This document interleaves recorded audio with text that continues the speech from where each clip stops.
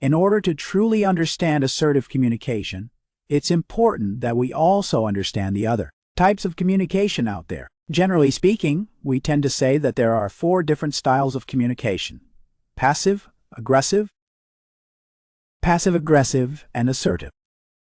Now, in reality, we all tend to fall into all of these in various situations. Someone who is assertive at work might be more passive at home with their spouse. We might be aggressive when something angers us, or passive-aggressive when we're annoyed with someone, and so on. But we all tend to have a primary style, one that we use more often than others. So while I describe the 4 different styles, pay attention and see which one seems to be the most dominant one for you.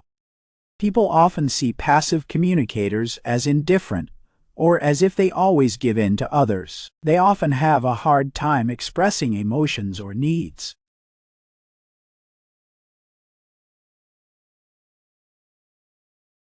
And this can lead to a lot of internal frustration for them. The passive communicator tends to be good at being there for others, though. They're often very comfortable to speak with and very supportive, since they tend to try their best to avoid any conflict. Others might also find them easy to get along with, but that doesn't necessarily mean that the passive communicators themselves find socializing easy or even comfortable. They just seem easier to get along with because they always go with the flow and rarely speak up about anything. Aggressive communicators often come across as bossy, controlling, or even threatening, or as bullies. They often speak loudly and with a hard tone, and they're not very interested in what other people have to say, only in making sure that they listen to them.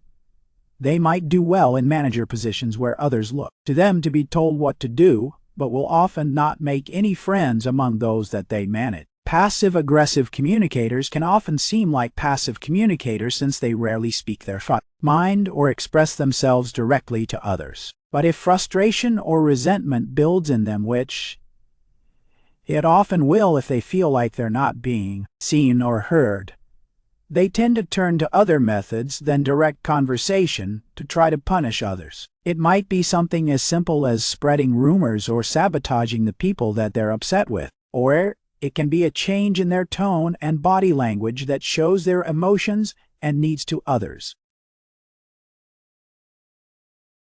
Even though the passive-aggressive communicator will usually deny that they have any of those emotions, this forces other people to try to interpret or even guess at their emotions, which can lead to misunderstandings and even more frustration. Assertive communication is widely considered to be the most effective way to communicate. But it's very important to separate this from the aggressive communication style in more ways than just tonality and body language. An assertive communicator isn't someone who just wants to